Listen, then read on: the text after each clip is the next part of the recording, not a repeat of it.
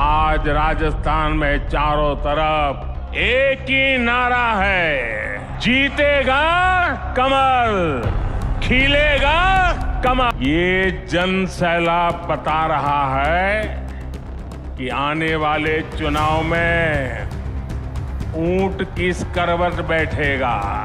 अब राजस्थान की करवट भी बदलेगी और मेरी गारंटी है राजस्थान की किस्मत भी बदलेगी। इससे पहले कुछ सप्ताह पहले मैं बीकानेर आया था, तब भी मुझे अमृतसर जामनगर एक्सप्रेसवे और 24,000 करोड़ रुपयों की परियोजनाओं के लोकार्पण शिलान्यास का सौभाग्य मिला था। राजस्थान में अच्छी सड़कों के लिए, अच्छे हाईवे के लिए, राज्य के विकास के लिए भाजपा सरकार केंद्र से लगातार पैसे भेज रही है। केंद्र में जब कांग्रेस की सरकार थी तो 10 साल में राजस्थान को टैक्स की हिस्सेदारी के रूप में 1 लाख करोड़ रुपए ही दिए गए थे।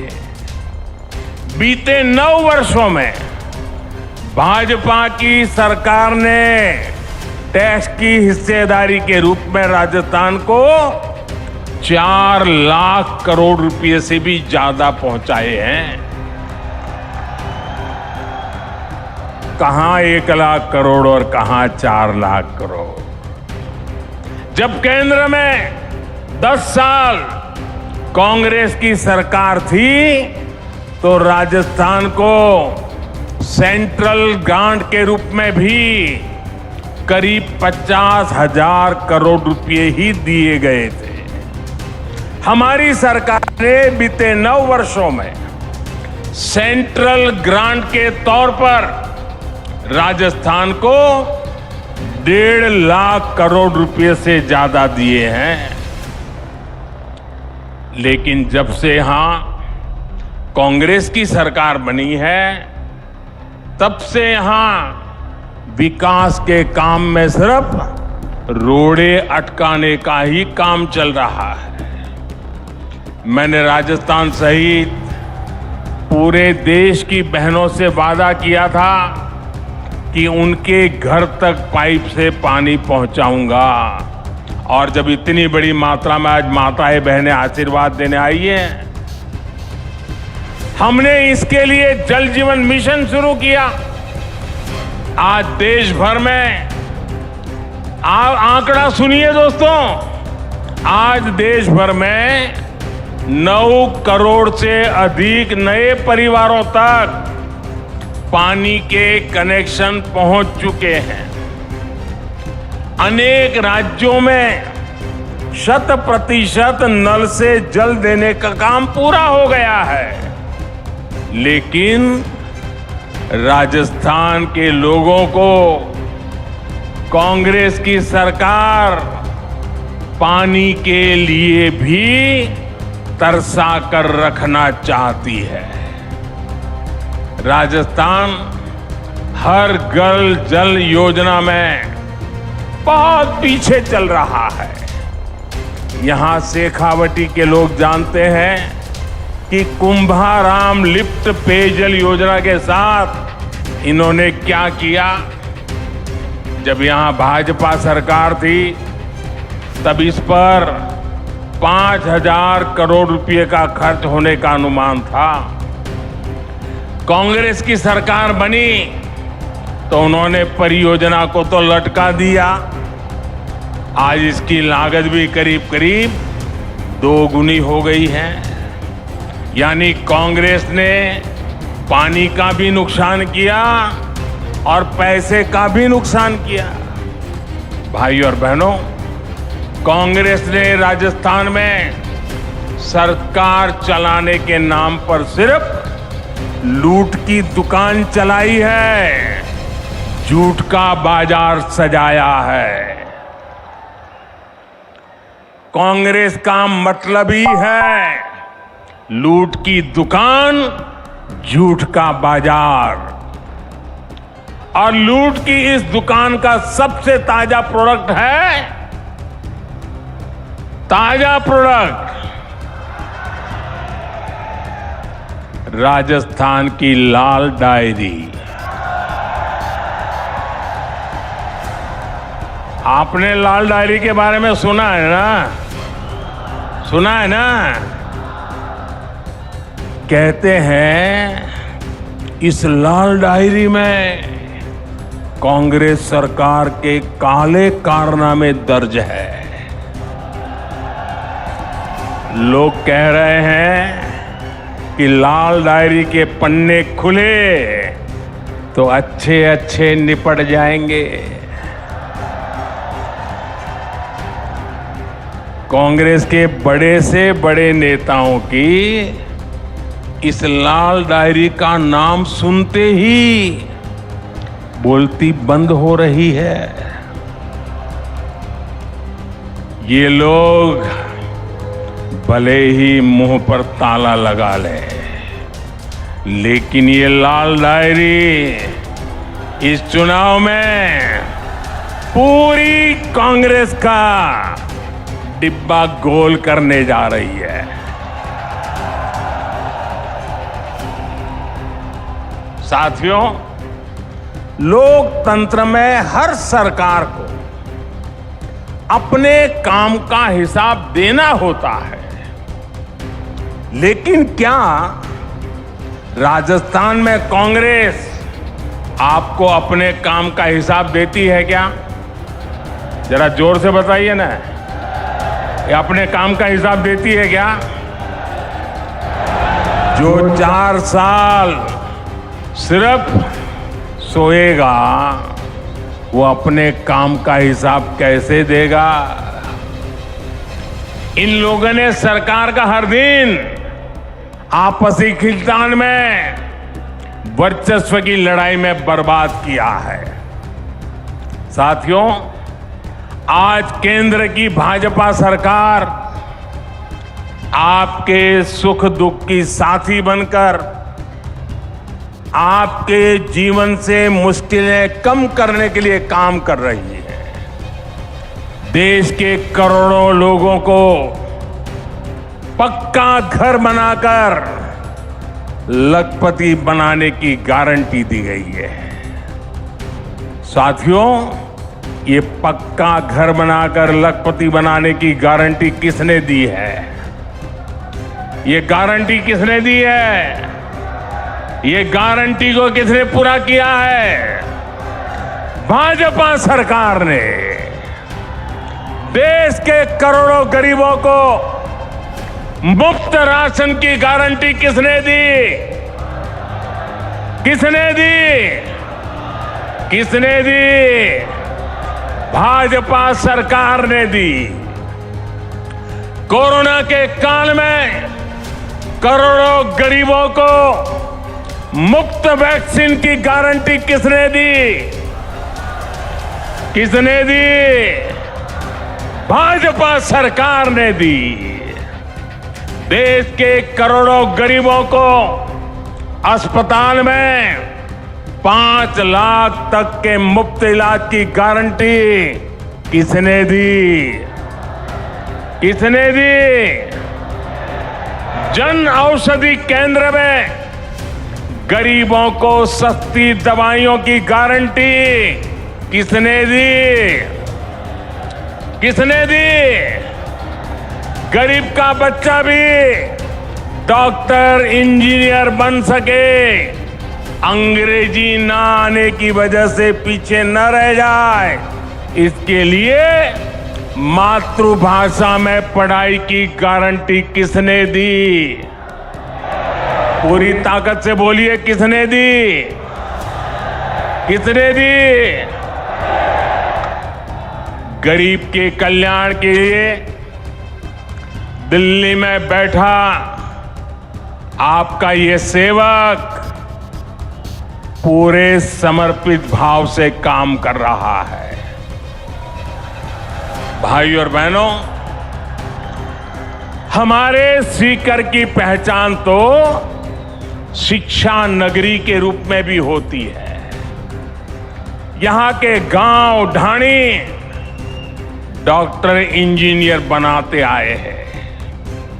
केंद्र की भाजपा सरकार युवाओं को शिक्षा और रोजगार के नए अवसर देने में जुटी है। लेकिन राजस्थान में क्या हो रहा है? राजस्थान में युवाओं के भविष्य से खिलवाड़ हो रहा है। पेपर लीक उद्योग चल रहा है, पेपर लीक उद्योग।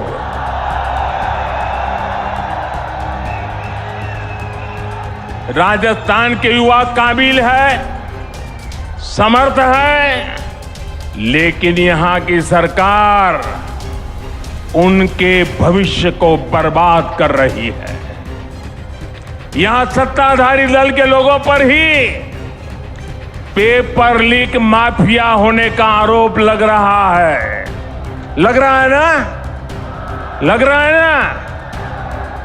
राजस्थान के युवाओं को पेपर लीक माफिया से बचाने के लिए क्या करना पड़ेगा? कांग्रेस को हटाना ही होगा। क्या करना होगा? भाइयों बहनों, राज्य सरकारों की एक और सबसे बड़ी जिम्मेदारी होती है नागरिकों की सुरक्षा की, कानून व्यवस्था की। लेकिन कांग्रेस सरकार ये भी नहीं कर पा रही। आए दिन गैंग वॉर की खबरों ने राजस्थान जैसे शांति प्रिय प्रदेश को, उसकी साख को बिगाड़ दिया है। राजस्थान में दलितों पर अत्याचार चरम पर है। राजस्थान में नशे की तस्करी, नशे का कारोबार फल फूल रहा है। हमारे तीज त्योहारों पर खतरा मंडराता रहा है। कब पत्थर चलने लगे, कब गोलियां चले, कब कर्फ्यू लग जाए, कोई नहीं जानता।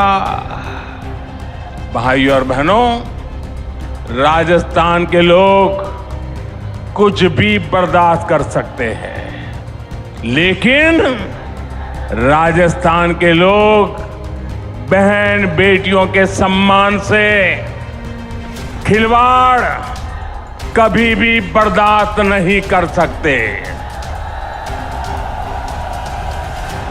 मां पद्मावती और पन्ना धाय की इस धरती की बेटियों के साथ जो हो रहा है वो आक्रोश से भर देता है। किसी दलित बेटी के साथ दुष्कर्म होता है और फिर उस पर एसिड डाल दिया जाता है। किसी दलित बहन के साथ उसके पति के सामने गैंगरेप होता है, आरोपी उसका वीडियो बनाते हैं, पुलिस में रिपोर्ट नहीं लिखी जाती, बेखौफ आरोपी वीडियो वायरल कर देते हैं। छोटी छोटी बच्चियां, स्कूलों में पढ़ाने वाली टीचर तक यहां सुरक्षित नहीं है। और साथियों, कार्रवाई करने के बजाय कांग्रेस के नेता पीड़ित महिलाओं पर ही झूठ बोलने का आरोप लगा रहे हैं। वाकई बहुत हो गया। भाइयों बहनों, राजस्थान की धरती है, ये वीरों की धरती है, ये पराक्रमियों की धरती है। ये याचना करने वाले लोग नहीं है, ये हुंकार करने वाले लोग हैं। और इसलिए इस बार चारों ओर एक ही हुंकार है, एक ही नारा है, हर राजस्थानी का एक ही संकल्प है, बहन बेटियों पर अत्याचार नहीं सहेगा राजस्थान। बहन बेटियों पर अत्याचार, बहन बेटियों पर अत्याचार, बहन बेटियों पर अत्याचार, दलित पर अत्याचार, दलित पर अत्याचार, कर्ज से मरता किसान, कर्ज से मरता किसान अपराध बेलगाम नहीं सहेगा। अपराध बेलगाम नहीं सहेगा राजस्थान। पेपर लीक से युवा परेशान नहीं सहेगा राजस्थान। भ्रष्टाचार नहीं सहेगा राजस्थान। साथियों, कांग्रेस आज देश की सबसे बड़ी दिशाविहीन पार्टी बनकर रह गई है। इन दिनों कांग्रेस और उसके सहयोगी दलों ने एक नया पैंतरा चला है। ये पैंतरा है नाम बदलने का। पहले के जमाने में राजस्थान के लोग व्यापारियों की दुनिया बराबर जानते हैं। पहले के जमाने में कोई पीढ़ी, कोई कंपनी अगर बदनाम हो जाए तो उसके फ्रॉड करने वाली कंपनी का चिट्ठा निकल जाए तो तुरंत वो कंपनी वाले नया बोर्ड लगा करके अपना कारोबार शुरू कर करके लोगों को भ्रमित करने का काम करते हैं और नाम बदल करके लोगों को मूर्ख बना करके अपना धंधा पानी चलाने की कोशिश करते हैं। कांग्रेस और उसके साथियों की जमात ऐसी फ्रॉड कंपनियों की नकल कर रही है। यूपीए के कुकर्म लोगों को याद ना आए, इसलिए इन्होंने अपना नाम यूपीए से बदलकर INDIA कर दिया और इतना लंबा कर दिया कि लोग भूल जाएं। यूपीए के नाम बदला है ताकि ये आतंकवाद के सामने घुटने टेकने का अपना पाप छिपा सके। इन्होंने नाम बदला है ताकि ये कर्ज माफी के नाम पर किसानों से विश्वासघात को छिपा सके। यूपीए नाम बदला है ताकि ये गरीबों के साथ किए गए छल कपट को छिपा सके। और मैं आज राजस्थान की धरती से देश के लोगों को एक और बात बताना चाहता हूं। इनका तरीका वही है जो हमेशा देश के दुश्मनों ने अपनाया है। पहले भी ये तो INDIA के नाम से आए हैं, लेकिन पहले इंडिया के नाम के पीछे अपने पाप को छुपाने का प्रयास किया गया है। इंडिया नाम तो ईस्ट इंडिया कंपनी में भी था। ईस्ट इंडिया कंपनी में भी इंडिया था कि नहीं था? लेकिन इंडिया नाम अपनी भारत भक्ति दिखाने के लिए नहीं, बल्कि भारत को लूटने के इरादे से लगाया गया था। आपको याद होगा कि कांग्रेस के शासनकाल में सिमी यानी student Islamic movement of India बना था। नाम में इंडिया था, लेकिन मिशन इंडिया को आतंकी हमलों से बर्बाद करने का था। जब इसके कुकर्म सामने आए तो सिमी पे बैन किया गया और ये बैन हुआ तो फिर नया नाम लेकर आए, उन्होंने भी नाम बदला, पीएफआई। सिमी बन गया पीएफआई, यानी पॉपुलर फ्रंट ऑफ इंडिया। नाम नया, नाम में फिर इंडिया, लेकिन काम वही पुराना। साथियों, INDIA के नाम के लेबल से ये अपने पुराने कारनामों को छुपाना चाहते हैं, यूपीए के कारनामों को छुपाना चाहता है। अगर इनको वाकई इंडिया की परवाह होती तो क्या विदेश में जाकर के विदेशियों से भारत में दखल देने के लिए बात करते क्या? अगर उन्हें इंडिया की चिंता होती तो क्या ये सर्जिकल स्ट्राइक और एयर स्ट्राइक पर सवाल उठाते क्या? इनको इंडिया की चिंता होती तो क्या ये गलवान में भारत की सेना के शौर्य को कटघरे में रखते क्या? साथियों, ये वही चेहरे हैं जो आतंकी हमला होने पर दुनिया के आगे रोते थे, कुछ नहीं करते थे। इन्हें देश के सुरक्षा बलों के सामर्थ्य पर भरोसा नहीं है।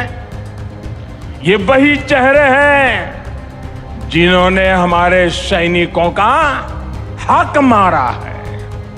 दशकों तक हमारे सैनिक 1 रैंक 1 पेंशन मांगते रहे, लेकिन इन्होंने नहीं दिया।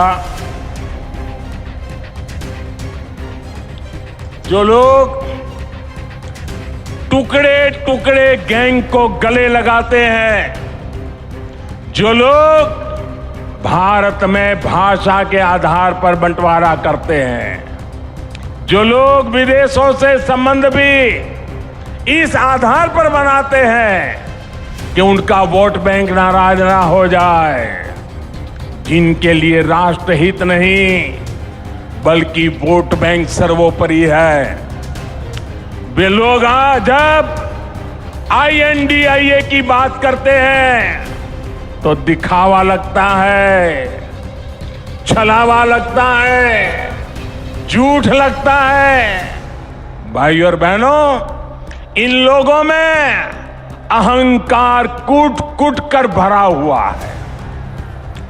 एक बार इन्होंने नारा दिया था, Indira is India, India is Indira, और तब देश की जनता ने उनका हिसाब चुकता कर दिया था, चुन चुन करके साफ कर दिया था, उखाड़ फेंका था उन लोगों को।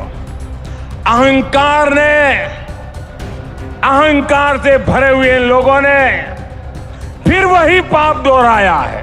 ये सुधरने को तैयार नहीं है। ये लोग कह रहे हैं UPA is India, India is UPA.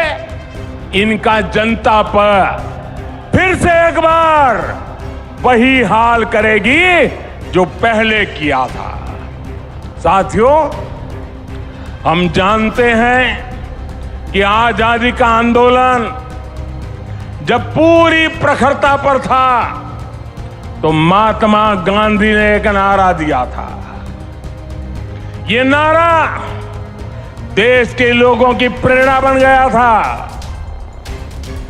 और आजादी के आंदोलन में इस नारे ने ऊर्जा भर दी थी। नौजवान स्कूल कॉलेज में अपनी किताबें छोड़ करके महात्मा गांधी के आदेश पर आजादी के लिए चल पड़े थे, जेलें भर दी थी, अंग्रेजों की गोलियां कम पड़ गई थी।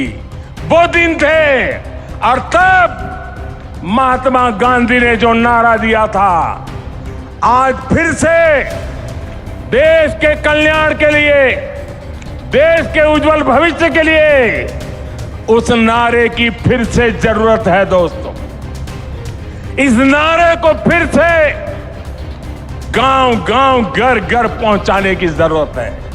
वो क्या नारा था? महात्मा गांधी ने नारा दिया था, क्विट इंडिया, अंग्रेजों इंडिया छोड़ो, अंग्रेजों इंडिया छोड़ो। और अंग्रेजों को देश छोड़कर जाना पड़ा था। वैसे ही आज हम समृद्ध भारत बनाने का संकल्प लेकर चले हैं। जैसे गांधी जी ने क्विट इंडिया का मंत्र दिया था, वैसे ही आज का मंत्र है भ्रष्टाचार क्विट इंडिया, भ्रष्टाचार छोड़ो इंडिया, परिवारवाद क्विट इंडिया, परिवारवाद छोड़ो इंडिया, तुष्टीकरण क्विट इंडिया, तुष्टीकरण छोड़ो इंडिया। क्विट इंडिया ही देश को बचाएगा और देश को विकसित भारत बनाएगा। भाइयों और बहनों, राजस्थान के लिए भी भाजपा का रोड मैप स्पष्ट है, नीति साफ है।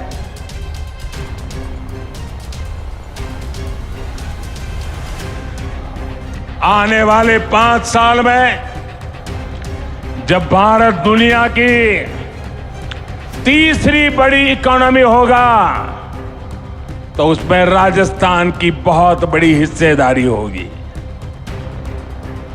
भाजपा सरकार बनते ही यहां भ्रष्टाचारियों पर, अपराधियों पर कड़ी कार्रवाई की जाएगी।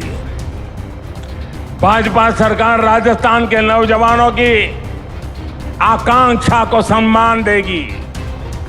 भाजपा की डबल इंजन सरकार बिना रुके बिना थके काम करेगी।